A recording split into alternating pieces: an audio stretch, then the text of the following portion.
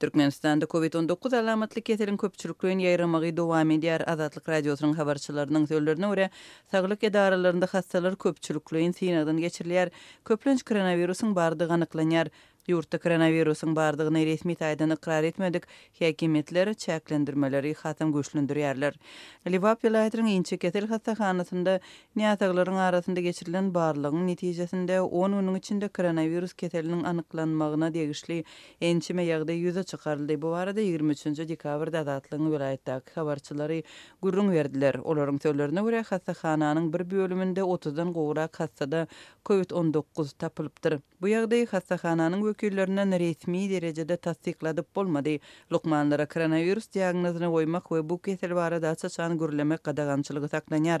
Anonim gürlen saglyk işgärleri häzirki wagtda ýurdun koronavirusyň ikinji tolkunyny başdan geçirýänligini, birinji tolkunyň tomuz aýlarynda bolandygyny aýdýarlar. Lukmanlar keselçiligiň häzirki tolkunyň has güýçlüdigini, köp halatlarda öýküne zeper ýetirýänligini belleýärler.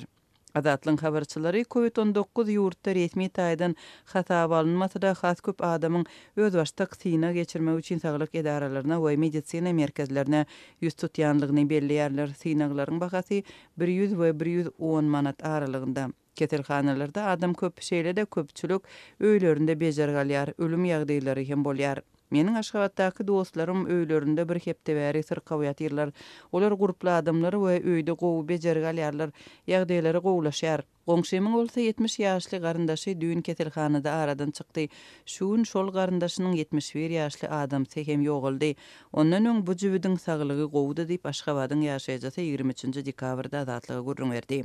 Bu aralykda paýtagtyň mekdeplerinde okuwa gatnaýan çağlaryň sany esli azaldy. Ýagdaý garaşylşyndan hem erbet boldy. Köp çağı keselçilik sebäpli karantin yglan edilmeýär. Hiç zat bolmadyk ýaly okuw dowam etdirilýär. Klasyň üçten bir böleginden ýarsyna çenli öýde galýarlar. Käbirlerinde koronawirusyň simptomlary ýa-da keseliň özi bar. Mugallimler ýygyderli stressde okuw programmasy düýüp götür bodulýar. Sebäbi mektebe gatnamaýanlaryň köpüsi okuw programmasynyň ýygyda galýarlar diýip Aşgabatyň mekdepleriniň biriniň mugallimy adynyň agdalmazlygy şerti bilen gurrun berdi.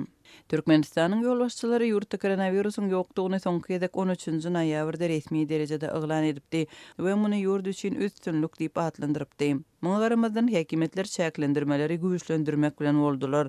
Ýurdun içinde ýygnançyklara da baralara we seýahatçylyga çäklendirmeler barha güýçlenýär. Nowatdaky çäklendirmeler hususan da ýaz çärelerine degişli boldy. Liwap vilayatyndaky habarçylaryň maglumatlaryna görä häkimligiň dilden eden buyrugy bilen ýaz üýşmeleňleriniň geçirilýän wagty saat 29-dan 11-e çenli çäklendirildi. Baryanlaryň sany bir gezekde 5 adamdan köp bolmaly däl. Bu düzgünler ölýänleriň sanynyň köp ölen wagtynda bolup geçer. Yerli gonumçylyklarda täze mazarlaryň sany köpelýär. Täze guburlaryň ençemesi öňünden taýýarlanýar. Mazar gazmak işiniň häzirki narhy hususan da Türkmenawatdaky zerger gonumçylygynda 1000 manada barabar. Şeýle-de Liwapda ilatyň hereket etmegine täze çäklendirmeler girdildi. Hususan da 28 dekabrdan 1 ýanwar aralygynda mektep okuwçylaryna saat 20:00-dan soň daşary çykmak gadagan edildi. 31 dekabrda dukanlar 20:00-da işini bes etmeli boldular.